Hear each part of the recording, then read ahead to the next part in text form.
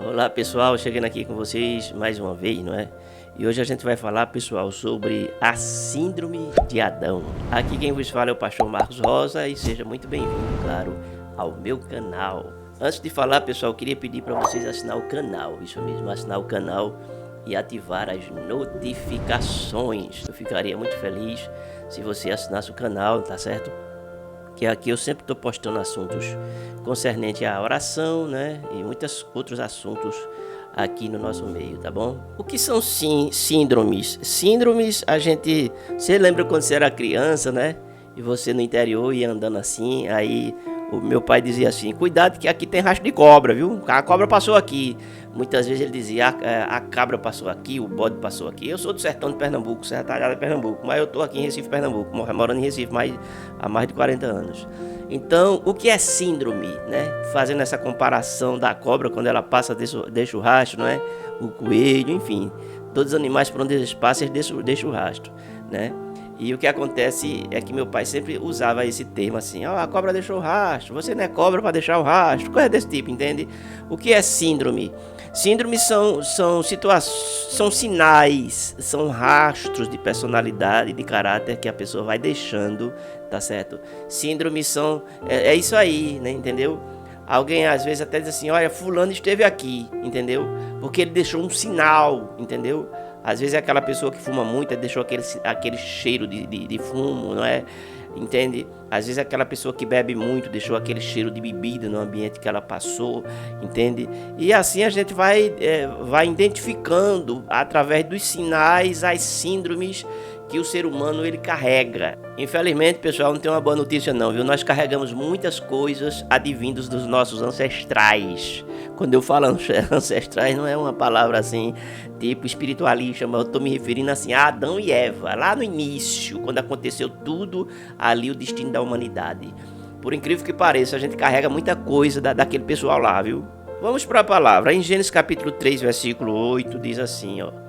Fala o seguinte: e ouviram a voz do Senhor Deus, que passeava no jardim pela viração do dia. E esconderam-se Adão e sua mulher da presença do Senhor, Deus, entre as árvores do jardim. E chamou o Senhor Deus a Adão e disse-lhe, aonde tu estás? Na verdade, pessoal, trocando os miúdos pelos graúdos, Deus ali estava chamando Adão para uma prestação de contas, porque Deus ele dá uma direção, Deus dá uma palavra, Deus faz algo na sua vida, ou diz que vai fazer, mas existem alguns princípios, né, que a gente tem que guardar, entende o que eu estou querendo dizer? Que é para que aquela aliança que ele fez com você não seja quebrada. Então o que acontece ali, Deus havia estabelecido, né, através da sua palavra, como que eles deviam se comportar diante ali do Jardim do Éden, não é? E o que acontece que houve ali uma grande tragédia, isso mesmo, que repercutiu, né, e repercute até a última criança que nasceu hoje, tá repercutindo, ela já vem com aquela semente, já vem com aquela herança, entendeu o que eu tô querendo dizer? O que acontece que ali se desencadeou uma história, né, que foi uma história bem trágica, não é? Ou seja, o arqui-inimigo de Deus, ele não podendo lutar contra Deus, ele escolheu lutar contra quem? Contra a criatura, aquele a quem Deus criou, não é? E o que acontece é que ali ele induz, ele seduz através da palavra, certo? Ele troca, né, as coisas e adultera a palavra, ali ele mente. Por isso que o diabo é tido como o pai da mentira, porque foi a partir dali que ele começou a mentir, e até hoje o cabo é mentiroso, viu? Ele mente demais, entendeu? Que é para justamente ganhar as pessoas, que é para iludir as pessoas, né?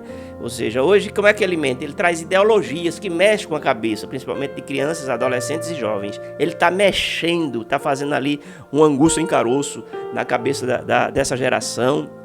E ele nunca deixou de tentar, nunca deixou de manipular, nunca deixou de criar situações, né? E de imprimir suas mentiras na mente do ser humano. Então o que aconteceu ali foi que ele disse o seguinte, olha, no dia que tu comer desse fruto, tu vai ser igual a Deus, conhecendo o bem e o mal. Não foi isso que Deus disse, né? Deus não falou isso. Mas aí ele pegou a palavra e torceu a palavra, resumindo a história. Não é o que a gente vai falar aqui sobre a síndrome de Adão. O que é a síndrome de Adão? É aquela questão de quando Eva leva para para Adão, não é, aquele fruto proibido. Abraão comeu do fruto proibido, porque ele podia também ter tido ali uma atitude de não ter comido, né? Mas ele comeu. Aí quando ele come, ele sente algo, espiritualmente falando, na sua vida, não é? Juntamente com sua esposa, ou seja, ali estava a desobediência, né? Ou seja, eles se esconderam, né, no meio dos matos ali, achando que Deus não ia achar eles, ok? Mas o que? É justamente quando Deus aqui ele aparece, né? E pergunta a Adão: onde é que tu estás, rapaz? Essa pergunta, onde tu estás, é uma pergunta já chamando a responsabilidade, chamando Adão, não é, ali para conversar sobre o assunto, não é, para dialogar sobre o acontecido, porque ali tinha acontecido uma revolução espiritual, e a desobediência levou justamente a uma cadeia de situações, não é, sentimentos, enfim, o homem passa agora a ser, não é, ser refém, não é, daquela desobediência, né?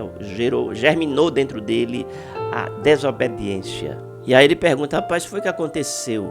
Aí Adão foi e disse, aí que está sendo de Adão, um fica colocando a culpa no outro, né? Ele foi e disse: olha, a mulher que tu me deste me deu do fruto e eu comi, não é?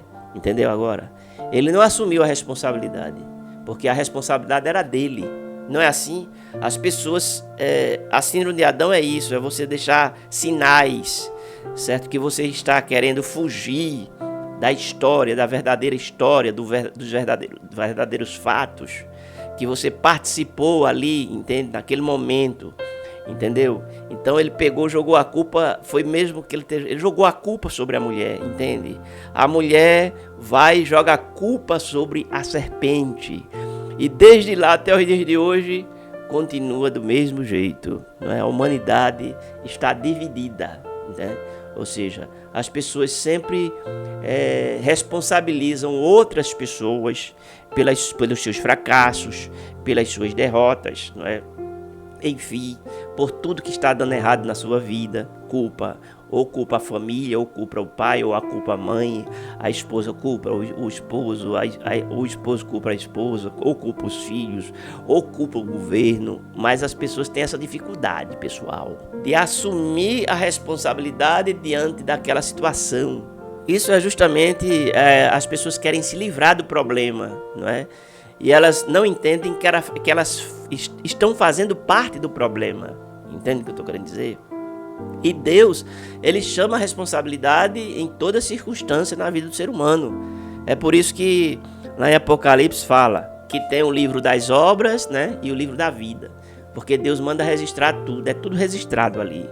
Que é justamente para o ser humano. O ser humano é terrível, ele é maquiavélico. Ele traz uma natureza adâmica caída, pecaminosa, não é? E ele não assume os seus erros, não é? É difícil a pessoa assumir os seus erros. Não foi difícil a gente vir para Jesus, porque quando a pessoa diz assim, vá a Jesus, ele pensa logo, rapaz, eu vou ter que confessar os meus erros.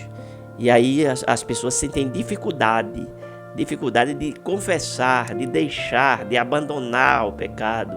Entendeu o que eu estou querendo dizer? Entende? Então as pessoas têm essa dificuldade. E as pessoas sempre ficam passando para o outro as responsabilidades que era para ele mesmo ter e que ele mesmo teria que assumir para que a sua vida tivesse uma direção, tivesse um rumo, entende? Então ele se excusa, entende? Ele fica na zona de conforto, entende? E empurra com a barriga, não é? Para o outro, não é? Como quem diz, esse daí é o meu problema. É aquela, de manhã eu falei isso, né, na oração do dia, sobre relacionamento, né? A questão do relacionamento. Muitas vezes o relacionamento não está assim a mil e uma maravilhas, a esposa culpa o esposo, né? Isso já vem lá de trás. Às vezes o que acontece, a mulher culpa o esposo culpa a mulher. E aí qual a saída? Já pensam-se em se separar. Muitas vezes acontece isso. Por quê? Porque os dois não têm maturidade para confrontar o problema e assumir cada um as suas responsabilidades dentro daquela relação. Entende o que eu estou querendo dizer?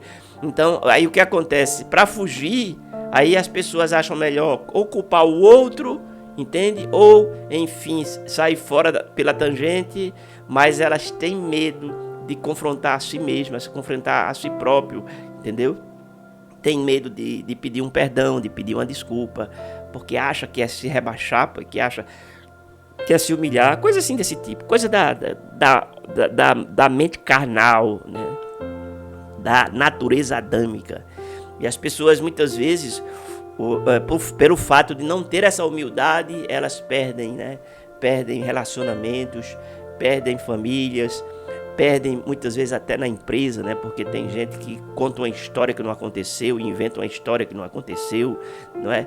Faz um balanço mostrando o lucro quando a empresa está na falência e coisa assim desse tipo, não é? Vê aí uma grande empresa aí, o que foi que ela fez? Ela fez uma falcatrua, ou seja, querendo mostrar aquilo que não é. Isso é justamente a imagem da sociedade, não é?